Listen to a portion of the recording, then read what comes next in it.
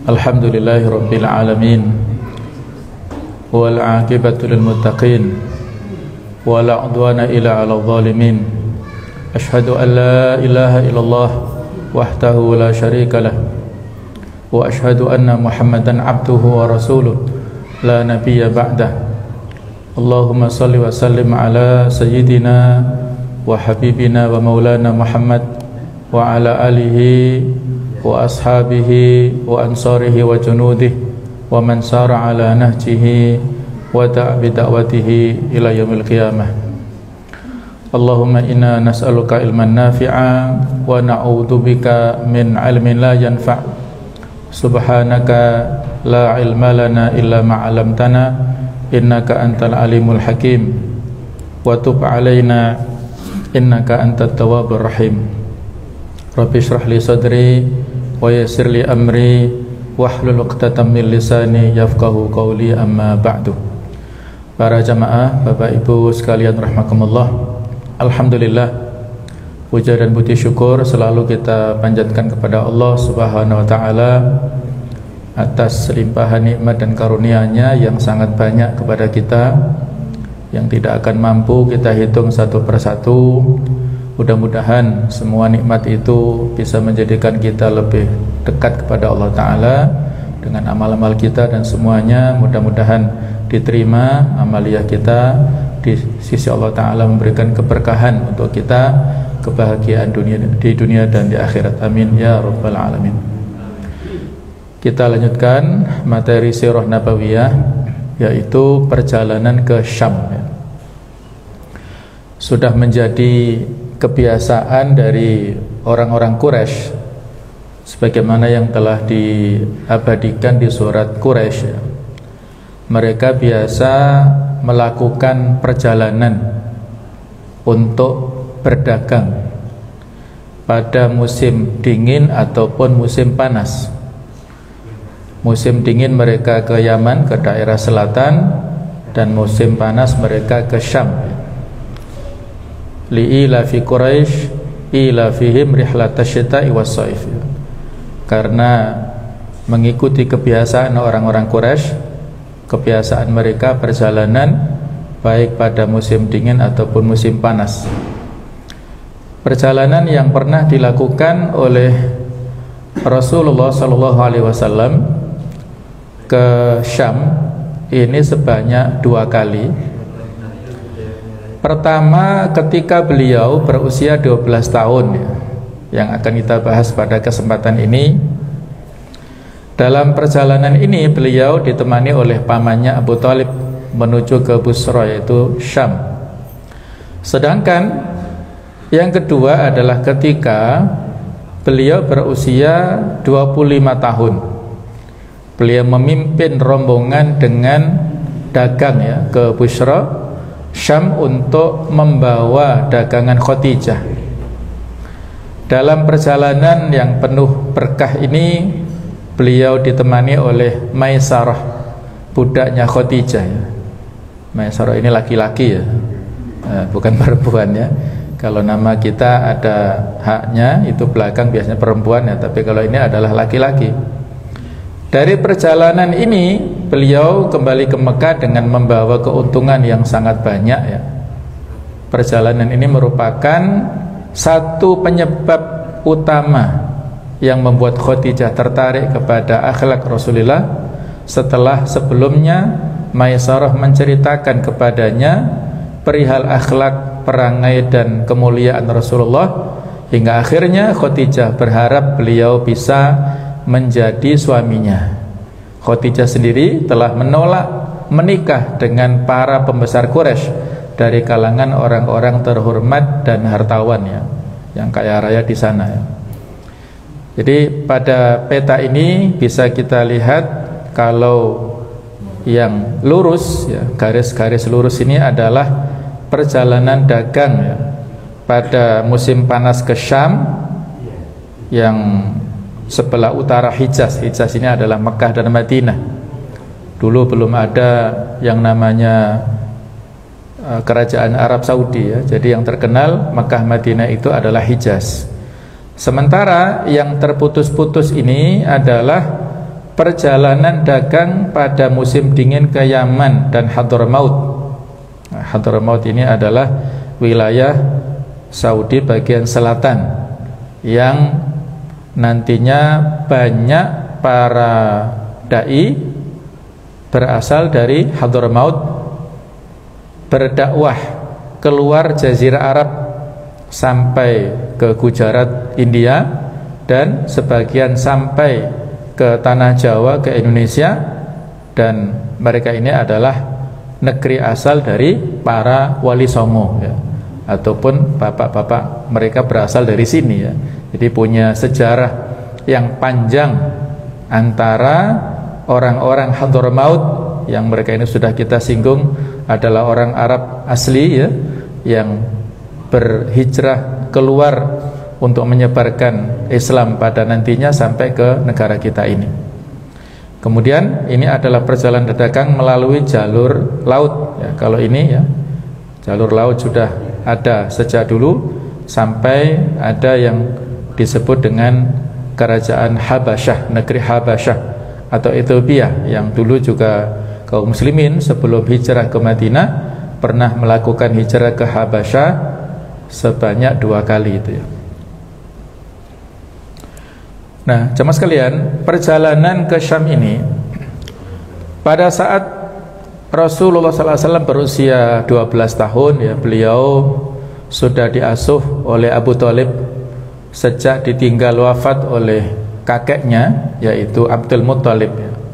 Dan sebagaimana telah kita bahas bahwasanya dari paman-paman yang lain, Abdul Muttalib ini memberikan wasiat supaya Abu Thalib yang mengasuh baginda Rasulullah.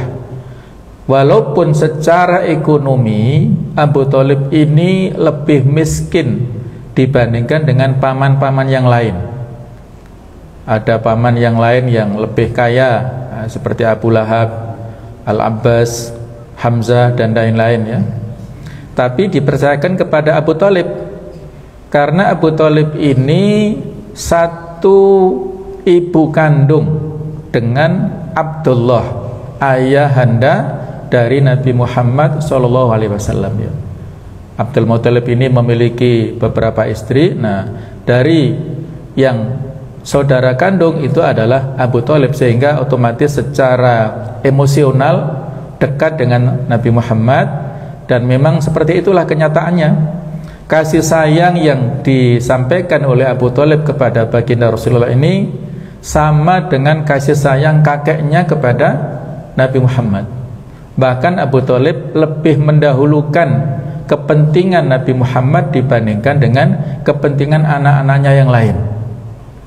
Termasuk di sini ya, pada saat beliau ingin berdagang ke Syam ini, diceritakan bahwasanya Nabi Muhammad SAW ini memegang bajunya Abu Thalib dan tidak mau melepaskannya.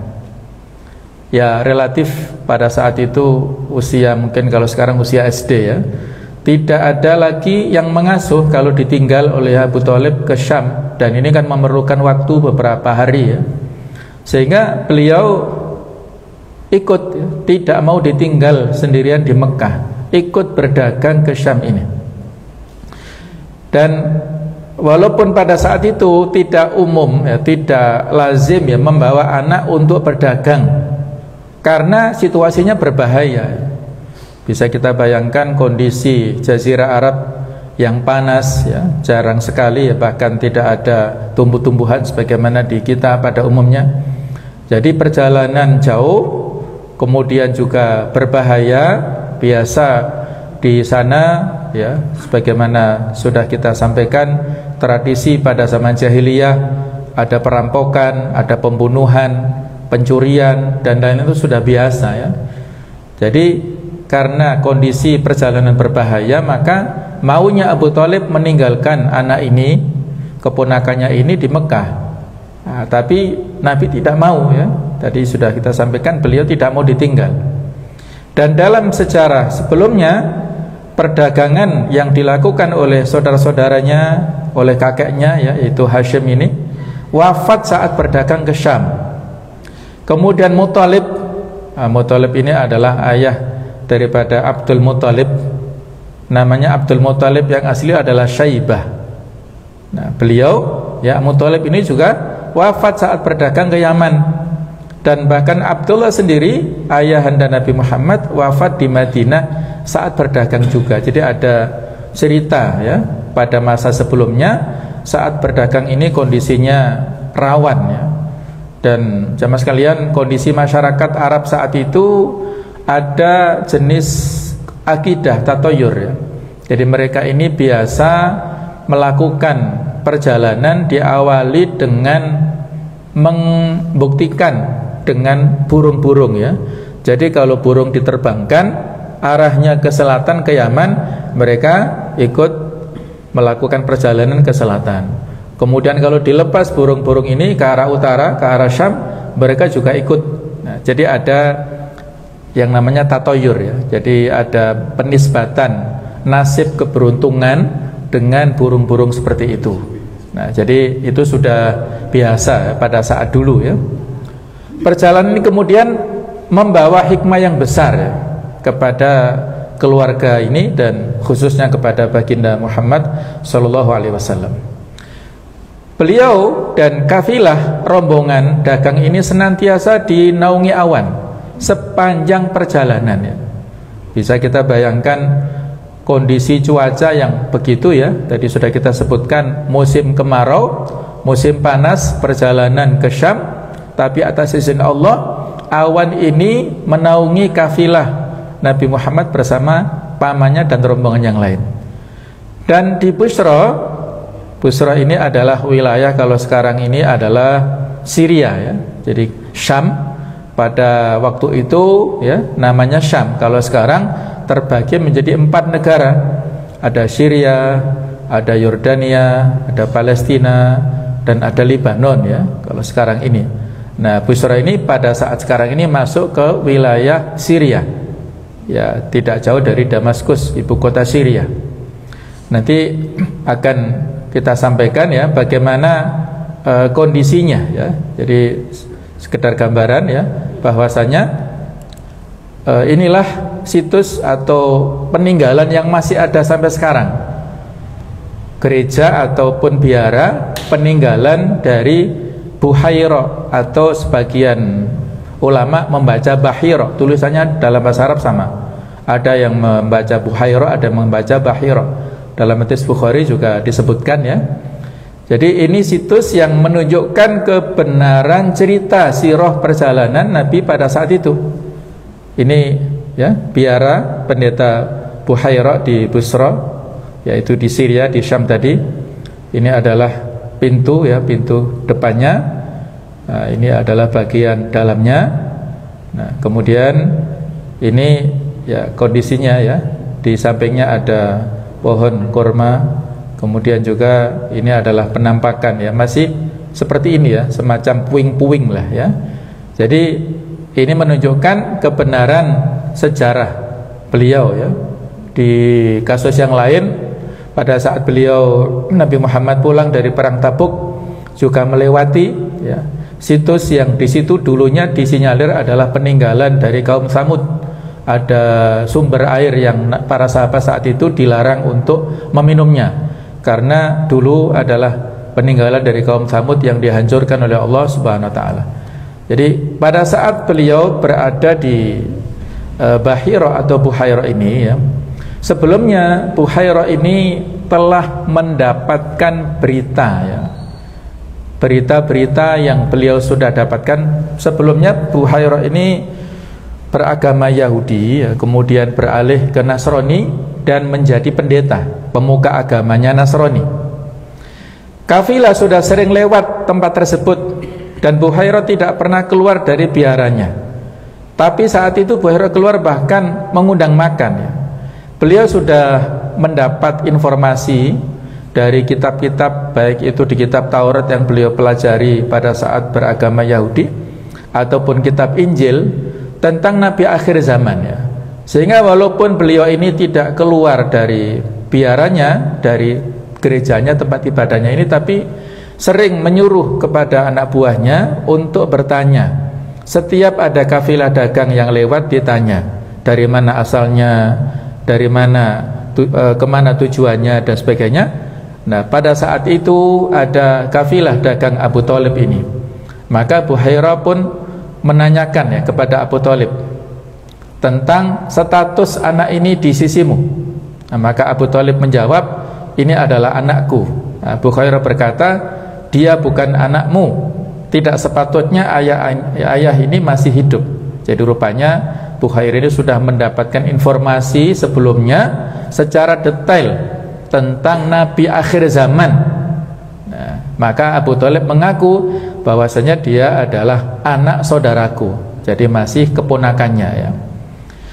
Nah, jamaah sekalian rahimakumullah, jadi pada saat itu Buhairah menjamu ya tamu-tamu yang pada saat itu ya, tidak biasanya ya, sering kafilah ini lewat di sebelahnya atau di jalan yang ada di depan biaranya Buhairah. Tapi baru saat itu ketika mereka istirahat ya, dan Buhairah sendiri melihat secara langsung ada awan yang menaungi kafilah ini. Dan pada saat Nabi istirahat di bawah kurma, pohon-pohon saat itu ya, itu daun-daunnya tunduk kepada Rasulullah SAW. Dan juga dalam riwayat lain beliau mendapatkan ada batu-batu yang dilewati oleh Nabi itu menyampaikan salamnya. Nah, ini dengan basiroh ya, dengan pengamatan mata hati seperti itulah Buhairah ini penasaran ya. Jadi pada saat sebelum bertemu dengan Nabi secara langsung ya, rombongan ini dipersilakan untuk masuk semuanya ke tempat biara yang cukup luas tadi, dijamu dengan makanan yang lezat-lezat. Dilihat satu persatu rombongan yang ikut di kafilah ini, siapa saja, cirinya bagaimana. Itu ternyata dari yang masuk itu tidak ada satupun yang mirip seperti yang beliau ketahui di kitab Injilnya. Kemudian ditanya, apa masih ada dari kalian ini yang belum ikut makan? Maka dijawablah, iya masih ada anak kecil yang nunggu di luar sana. Karena masih kecil, tradisi bangsa Arab saat itu, anak kecil tidak boleh nimbrung dalam makanan ya dengan orang-orang tua ya. Itu tradisi jahiliyah. Maka diperintahkan oleh Buhairah, silakan disuruh masuk anak itu. Nah, akhirnya disuruh masuk. Nabi suruh masuk, terus disuruh makan. Nah, setelah selesai proses makan itulah Nabi dipanggil secara khusus oleh Buhairah, panggil ya, didatangi ke sini, dan beliau menanyakan banyak hal kepada Nabi Muhammad. Dan saat itu ya, nanti ada pada saat Nabi ditanya oleh Buhairah atau Buhairah ini demi Lata dan Uzza. Nah, saat mendengar dua macam atau dua nama berhala ini, Nabi langsung mengatakan, saya tidak suka disebut nama itu, padahal sangat hormat kepada dua berhala ini. Kalau sudah disebutkan sumpah atas nama dua macam berhala ini, maka mereka pantang untuk mengkhianatinya. Nah, itu kebiasaan mereka karena begitu hormatnya kepada dua berhala. Sementara ini ada anak kecil yang mengingkari keberadaan berhala ini. Nah, ini menambah penasaran. Ditanya tentang nasabnya, ditanya tentang masa kecilnya, tentang keluarganya dan lain-lain, dan klop apa yang diketahui oleh Buhairah dengan yang dijawab oleh anak kecil ini sama. Dan pada puncaknya, pada saat itu Buhairah minta izin, saya minta izin untuk melihat punggungmu. Ya, maka diizinkan ya. Maka betul saat itu, pada saat dilihat di punggung Nabi Muhammad SAW yang mulia, dilihat ada stempel kenabian. Jadi seperti bekas bekam gitu ya, kulit yang agak tebal, warnanya agak hitam dan banyak bulunya. Itu adalah stempel kenabian yang ada di pundak Rasulullah, antara pundak kanan dan pundak kiri ini. Nah, persis di punggung beliau seperti itu. Maka yakinlah Buhairah ini betul-betul adalah Rasul akhir zaman yang dijanjikan dalam kitab Taurat ataupun kitab Injil ya. Nah, jadi saat itulah Buhairah akhirnya meminta kepada pamannya Abu Thalib supaya membawa keponakannya ini pulang dan berpesan agar dijaga dari orang-orang Yahudi. Jangan sampai orang-orang Yahudi tahu tentang anak ini. Karena mereka pasti akan berbuat yang jahat kepada anak ini, sebagaimana mereka telah melakukan kejahatan kepada Nabi Isa ya, yang dibunuh, yang ingin mereka bunuh maksudnya. Kemudian sebelumnya Nabi Zakaria, sebelumnya Nabi Yahya ya. Itulah kejahatan-kejahatan orang Yahudi. Jangan sampai mereka tahu Rasul akhir zaman ini datang dan berasal dari Arab ya, mereka nggak suka dengan itu. Maka inilah ya, Bukhairah memberikan pesan kepada Abu Thalib itu. Nah, cuma sekalian, hikmah dan pelajaran, banyak ahlu kitab ini mengenal Rasulullah lebih dari mereka mengenal anak mereka. Ya'rifunahu kama ya'rifuna abna'ahum. Ya, mereka ini mengenal Nabi akhir zaman ini sebagaimana mereka mengenal anak-anak mereka, detail ya. Ciri fisiknya, akhlaknya itu sangat detail. Dan pendeta Bukhairah ini bahkan mampu menafikan bahwa Rasulullah masih hidup. Jadi menolak tadi ya, menolak informasi yang disampaikan oleh Abu Thalib, ini anak saya. Kata Bukhairah tidak ya, anaknya ini anak yatim ya, sejak ayahnya sejak dia di kandungan ayahnya sudah meninggal dunia. Itu informasinya. Kalau Abu Thalib mengaku ayahnya, berarti ini berita yang tidak benar. Jadi menafikan bahwa ayah Rasulullah ini masih hidup. Ini begitu detailnya pengetahuan Bukhairah tentang orang ini ya, atau tentang Nabi akhir zaman ini. Nah, cuma sekalian kita singgung sedikit tentang pengetahuan ahli kitab tentang Rasulullah SAW, yang ini bisa kita lihat di dalam dalil Al-Quran maupun dari kitab-kitab mereka ya. Kalau dalil Al-Quran itu banyak ya, ayat-ayat yang berbicara tentang Nabi akhir zaman. Di antaranya adalah Quran surah 7 ayat 156 sampai 157. Allah Ta'ala berfirman, waktu qala azabi usibu bihi man asya'u wa rahmati wasi'at kulla syai' fasa'aktubuha lilladzina yattaquna wa yu'tuna zakata walladzina hum biayatina yu'minun alladzina yattabi'una ar-rasula nabiyyal ummiyya alladzi yajidunahu maktuban 'indahum fit taurati wal injil al-ayah. Dan tetapkanlah untuk kami kebajikan di dunia ini dan di akhirat. Sesungguhnya kami kembali bertobat kepada engkau. Allah berfirman, siksaku akan kutimpakan kepada siapa yang aku kehendaki, dan rahmatku maksudnya meliputi segala sesuatu. Maka akan aku tetapkan rahmatku untuk orang-orang yang bertakwa, yang menunaikan zakat, dan orang-orang yang beriman kepada ayat-ayat kami, yaitu orang-orang yang mengikuti Rasul Nabi yang ummi, yang namanya mereka dapati tertulis di dalam kitab Taurat dan Injil yang ada di sisi mereka. Jadi seterusnya di sini pada 157 ya. Jadi an-nabiyil ummi, nabi yang ummi. Sudah pernah kita singgung ya, Rasulullah memiliki sifat ummi, tidak bisa baca dan tidak bisa tulis. Yang ini mayoritas dimiliki oleh sebagian besar masyarakat Arab, sehingga orang-orang ahli kitab menghina ya orang-orang Arab Quraisy terutama yang tidak bisa baca, tidak bisa tulis pada umumnya. Dan Nabi sendiri juga punya sifat ini, yang diantara hikmahnya adalah supaya tidak ada tuduhan Nabi Muhammad membuat-buat Al-Quran ya. Ini diantara hikmahnya. Kalau beliau pandai baca tulis, maka ada tuduhan Al-Quran buatan Nabi Muhammad sendiri ya. Tapi karena beliau ummi, tidak bisa baca, tidak bisa tulis, ketika nanti ya kita akan ceritakan malaikat Jibril datang kepada beliau untuk disuruh membaca, Iqra ya Muhammad, Nabi mengatakan ma ana biqari. Beliau tidak mengatakan atau tidak menjawab madza aqra, apa yang harus aku jawab, tapi mengatakan ma ana biqari, aku tidak bisa membaca. Nah, itu nanti akan kita ceritakan pada saatnya ya. Jadi seterusnya pada 157. Kemudian ayat yang lainnya, Surat Al-Baqarah 146, Allah Ta'ala berfirman, alladzina atainahumul kitaba ya'rifunahu kama ya'rifuna abna'ahum wa inna fariqam minhum la yaktumunal haqqa wa hum ya'lamun.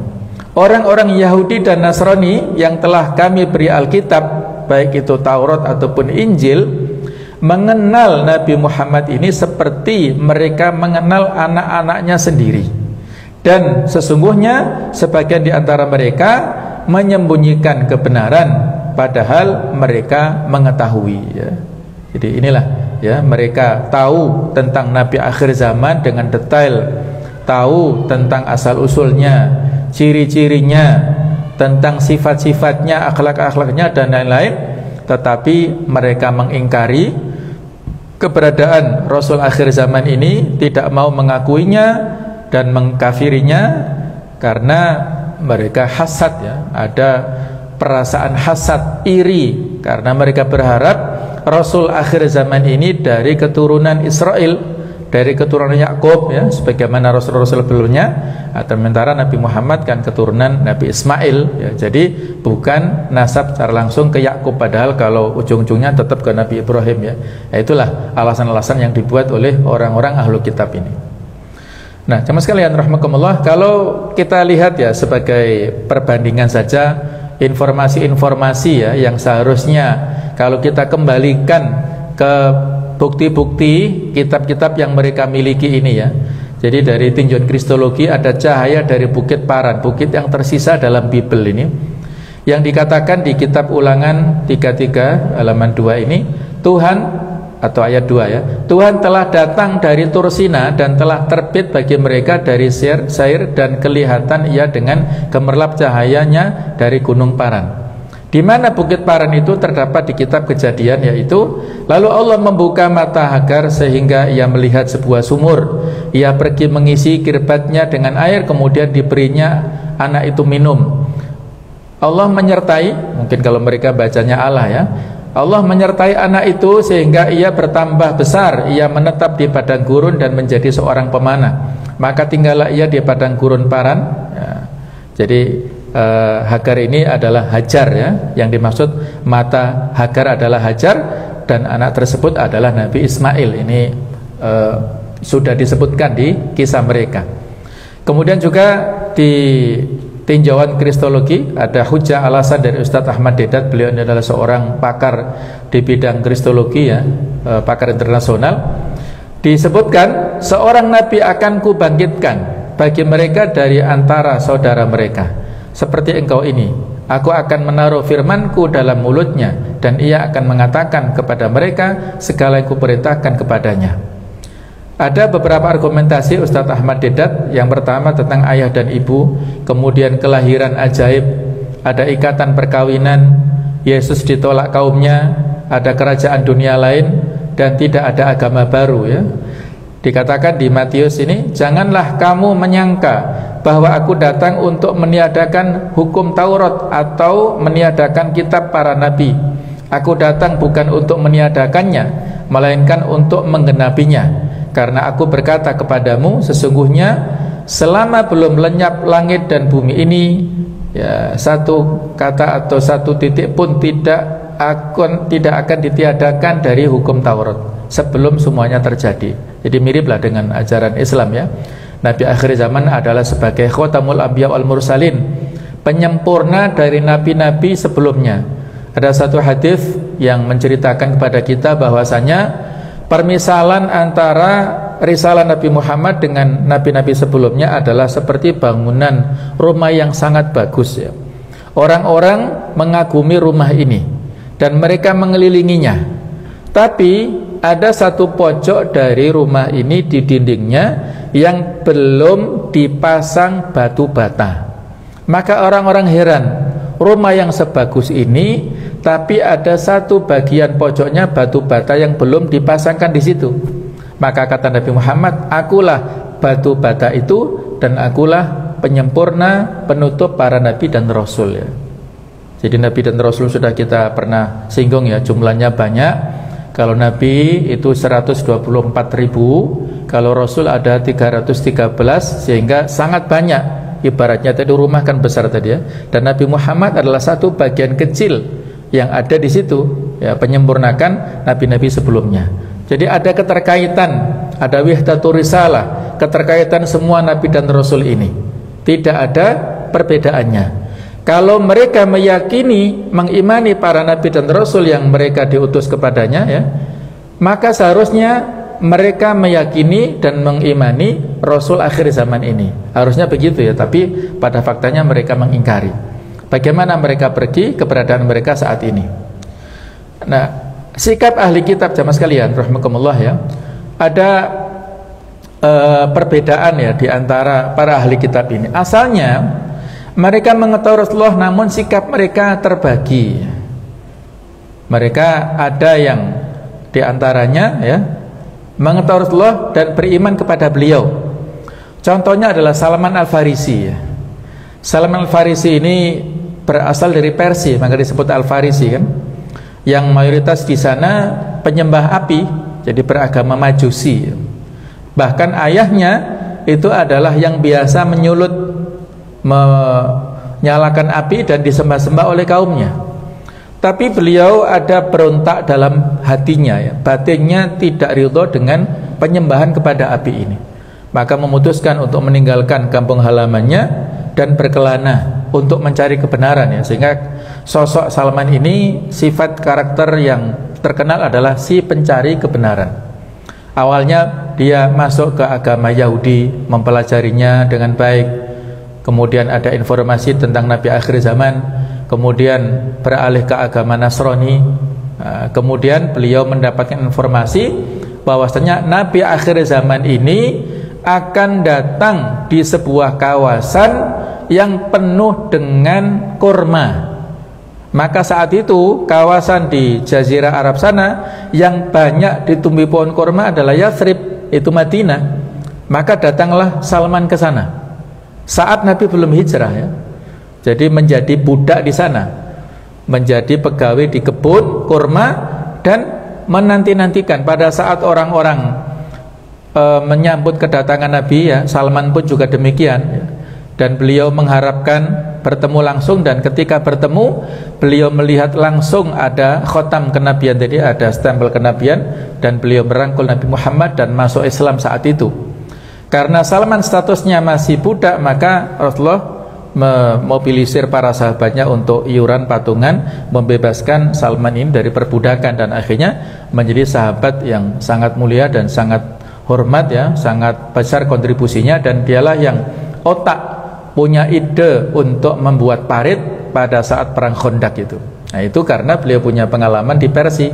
Ketika Persia melawan dari musuh-musuhnya, biasa membuat parit. Nah, itulah diterapkan di Madinah pada saat itu ya. Nah, itulah Salman Al-Farisi yang sahabat mulia. Beliau sebelumnya beragama Majusi, kemudian beralih menjadi Islam, Muslim ya, Muslim yang taat. Abdullah bin Salam juga demikian. Beliau sebelumnya adalah seorang rahib yang ahli dalam bidang agama Yahudi ya, tokoh di bidang agama Yahudi di Madinah. Ketika Nabi datang juga sama kasusnya seperti Salman ini, menanti-nanti kedatangan Nabi. Beliau pada saat itu belum masuk Islam. Ketika orang-orang menyambut datangnya Nabi, kemudian Abdullah bin Salam juga ketemu dengan Nabi ya, yang nama sebelumnya itu Husain ya, kemudian diganti oleh Nabi Muhammad dengan nama Abdullah. Akhirnya beliau juga masuk Islam dan bagus keislamannya. Sementara ini Sofiyah binti Huyai, Sofiyah ini adalah salah satu dari putri kepala suku Bani Nadir. Nah, ini bapaknya, ini bawah ini Huyai bin Akhtab ini. Bapaknya tidak sempat masuk Islam, tapi putrinya ini masuk Islam. Jadi ketua atau ini putri daripada kepala suku Bani Nadir. Huyai ini adalah kepala suku di sana. Sofiyah ini masuk Islamnya ada beberapa perbedaan. Ada yang mengatakan pernah beliau menjadi tawanan selesai perang Khandaq. Ada yang mengatakan selesai perang Khaybar. Jadi ada perbedaan kapan masuk Islamnya. Tapi pada akhirnya Sofiyah ini menjadi istri Nabi Muhammad SAW. Beliau seorang wanita yang terhormat di kalangan kaumnya, dan dinikahi oleh Rasulullah sekitar usianya 17 tahunan pada saat Nabi di Madinah itu ya. Jadi setelah perang Khandaq atau setelah perang Khaybar ada perbedaan. Nah, inilah tokoh-tokoh yang sebelumnya itu ahlul kitab, terus mereka mendapatkan hidayah, masuk Islam dan bagus dalam hal keislamannya. Tetapi ada lagi tokoh-tokoh yang lain, mereka mengutus Rasulullah namun mengingkarinya. Ada yang menyembunyikan kebenaran ya, bahkan mengubah kitab suci mereka sendiri.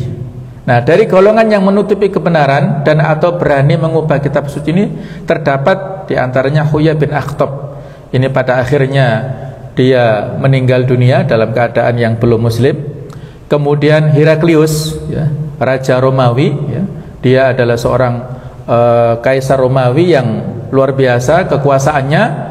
Pada saat itu ketika kafilah dagang Quraisy yang dipimpin oleh Abu Sufyan berdagang ke Syam, Romawi kan jajahannya diantaranya kan Syam ya, itu Heraklius langsung ketemu dengan Abu Sufyan dan bertanya tentang Nabi akhir zaman yang detail diceritakan oleh Abu Sufyan.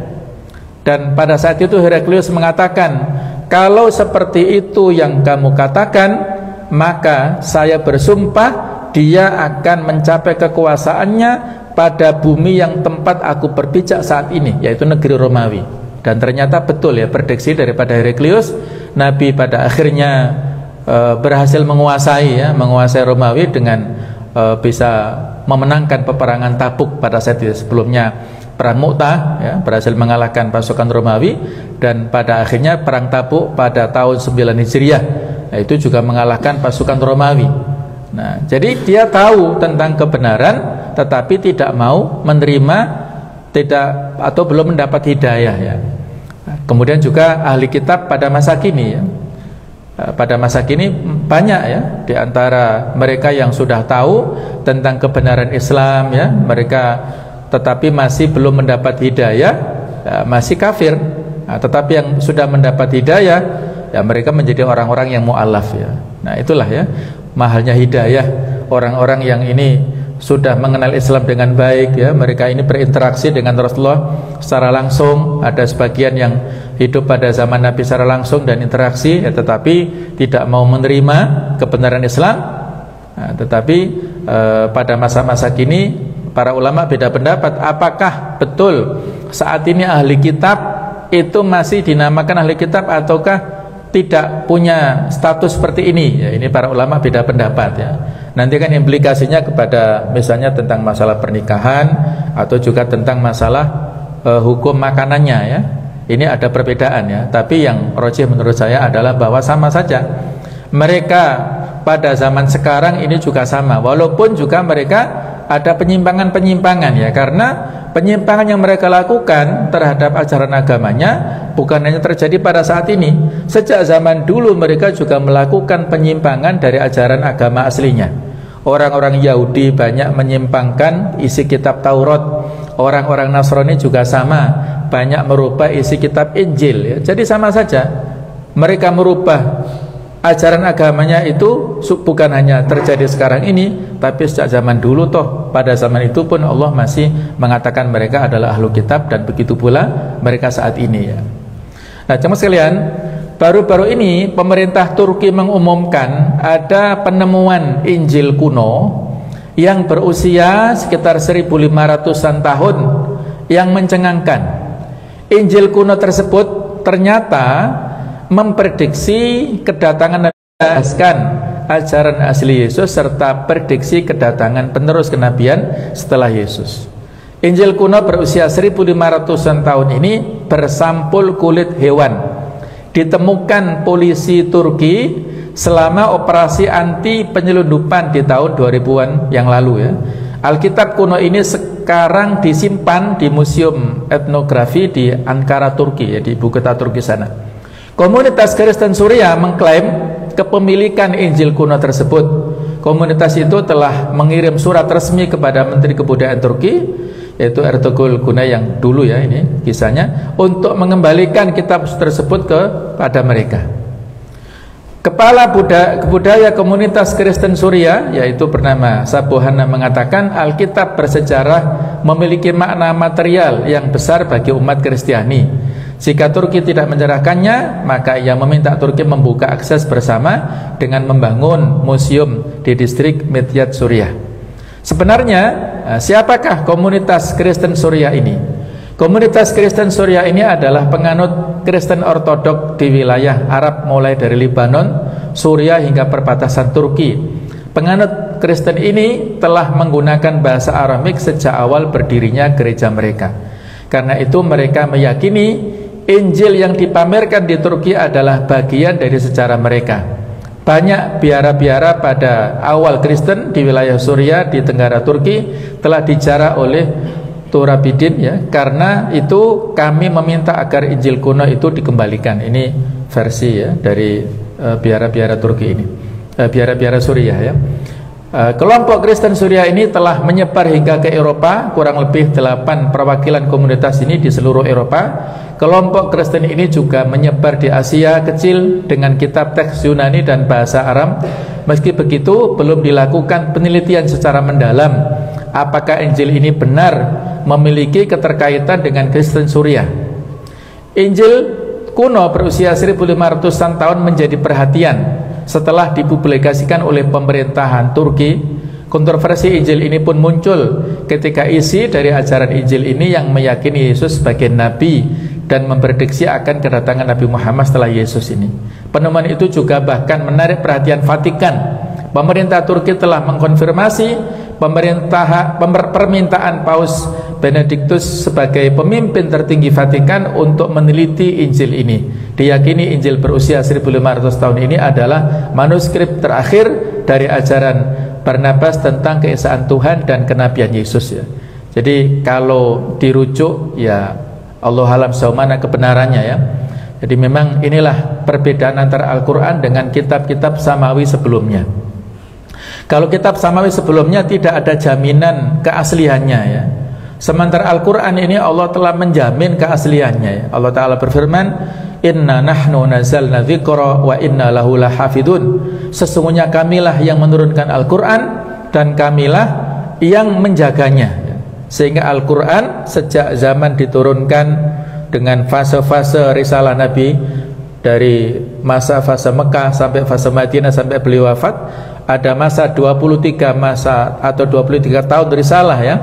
Itu Al-Quran akhirnya dibukukan pada secara lengkap pada zaman Utsman, ya, yang walaupun beberapa tahun ada jeda, tetapi di sana banyak para penghafal Al-Quran, sehingga tidak ada perbedaan yang turun pada masa Nabi Muhammad dengan yang ada pada zaman Abu Bakar, ada pada zaman Utsman dengan yang dibukukan pada zaman Utsman ini.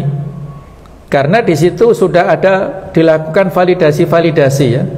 Ada mushaf induk saat itu yang dimiliki oleh Hafsah, ya, putrinya daripada Umar, yang saat itu dijadikan sebagai rujukan oleh Utsman untuk menyusun secara detail mushaf Al-Quran ini. Jadi yang kita dapatkan sekarang ini adalah mushaf Utsmani, ya, yang hasil karya daripada Utsman bin Affan saat itu, dan itu sudah dilakukan validasi secara detail, ya, sehingga tidak mungkin ada perbedaan-perbedaan, ya. Kalaupun berbeda pasti diketahui oleh para penghafal Quran, ya, di mana-mana sudah ada sekarang, sudah ada autentik dan juga validasinya. Nah, itulah Al-Quran, jaminannya jelas. Sementara kitab-kitab samawi sebelumnya yang utama kita bicarakan di sini adalah kitab Taurat dan kitab Injil. Yang sebelumnya ada kitab Zabur yang diberikan kepada Nabi Daud dan disampaikan kepada umatnya. Ini tidak jelas mana yang asli dan mana yang palsu, sehingga ini, ya, sebagaimana, ya, ada seorang ilmuwan yang ahli dalam bidang agama dan juga dalam bidang sejarah, pada saat dulu melakukan semacam penelitian, ya. Dia ahli dalam bidang bahasa apapun, ya, dalam bahasa Arab, bahasa Ibrani, bahasa yang lain-lain, beliau sangat ahli, ya. Sehingga suatu saat dia berkelana ingin mengetahui kebenaran agama yang asli, ya, yang mana. Maka dia punya ijtihad, punya kesimpulan dari kitab pegangan masing-masing agama ini. Maka saat itu dia, ya, membeli kitab Taurat di pasar dan menyalinnya.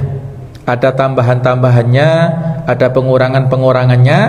Nah, setelah hasil tulisannya ini selesai, dijual lagi ke pasar dengan pembeli yang lain dan laku keras, ya. Banyak orang yang membeli karyanya ini. Maka dia punya kesimpulan, oh berarti mereka membeli sesuatu yang tidak otentik lagi. Dia memang sengaja menambahkan, mengurangi, orang-orang nggak tahu. Pada tahap berikutnya dia membeli kitab Injil di pasar, dia tulis ya dengan tangannya, ditambah-tambahkan, dikurangi-kurangi, kemudian dijual di pasar juga laku keras.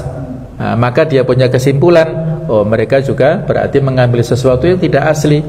Orang-orang Yahudi mengambil dari kitab-kitab Taurat yang macam-macam ya, tidak ada keasliannya. Orang-orang Injil, orang-orang Nasrani mengambil dari kitab Injil juga sama, tidak ada yang bisa memastikan asli atau palsunya itu. Nah, ini berarti agama yang tidak valid ya, tidak ada keasliannya. Maka pada tahap ketiga dia membeli mushaf Al-Quran di pasar, kemudian dia tulis ya dengan bahasa Arab, dan dia tambahkan ayat-ayat yang tidak ada di sana, dia kurangi ayat-ayat yang ada di sana, kemudian dijual di pasar ya. Ternyata nggak ada satupun orang-orang Muslim yang mau membelinya, karena ketika dicek, wah ini bukan asli, ada pengurangannya. Nah dari situlah Allah Ta'ala memberikan hidayah kepada ilmuwan ini ya. Kalau begitu Islamlah agama yang valid, agama yang asli, karena kitab sucinya tidak bisa dibohongi, rujukannya ini tidak bisa dibohongi, maka pengikutnya juga orang-orang yang valid atau orang-orang yang asli ini ya, tidak ada penyimpangan dalam ajaran agamanya. Maka saat itu dia menyatakan diri untuk masuk ke agama Islam. Nah inilah orang yang punya ilmu ya. Dengan ilmunya dia bisa berikhtiar, berijtihad untuk mendapatkan kebenaran ya. Dengan akal sehatnya tadi, Salman Al-Farisi yang berkelana mengembara dari negara satu ke negara yang lain, kemudian Abdullah bin Salam tadi, ada Sofia binti Huyai tadi, dan ada ilmuwan-ilmuwan sesudahnya. Inilah mereka telah berjuang untuk meraih hidayah, dan mereka pegang teguh. Kita yang sudah sejak bayi lahir di komunitas keluarga muslim, kita yang sudah mendapatkan hidayah, mendapatkan kemudahan untuk melaksanakan ajaran Islam, maka mari kita rawat hidayah ini dengan sebaik-baiknya. Kita bersyukur dan kita ya berdoa terus ya untuk selalu istiqomah di jalan kebenaran sampai kita menghembuskan nafas yang terakhir, kita mendapatkan husnul khotimah insyaallah. Amin ya rabbal alamin. Demikianlah kisah perjalanan Nabi pada saat ke Syam. Mudah-mudahan bisa memberikan manfaat kepada kita semuanya dan menambah rasa cinta kita kepada beliau dan kepada ahlul bait ya. Subhanakallahumma bihamdik asyhadu an la ilaha illa anta astaghfiruka wa atubu ilaik. Wassalamualaikum warahmatullahi wabarakatuh.